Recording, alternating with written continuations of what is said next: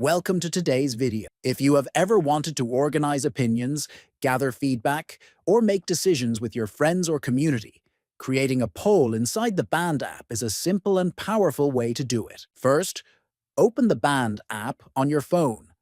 From there, select the group you have already created. Next, tap on the Post button. A menu will appear with several options. From this list, choose Create a Poll. This is where you can start customizing your poll. Then, enter your question at the top and add at least 2 options. You can also include more options if needed. Below the options, you will see settings that let you control how the poll works. For example, you can turn on or off the choice for anyone to add new options. You can also enable or disable multiple selection if you want members to pick more than one answer.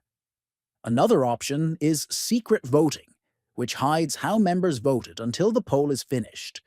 After that, you can decide how the results are shown. Choose between private, where results appear after the poll ends, or always view, where results are visible while voting is still happening. You also have the option to set a deadline for your poll, which helps keep voting within a specific time frame.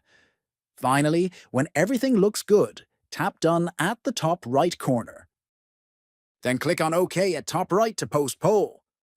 Your poll will be published in the group, and members can begin participating right away.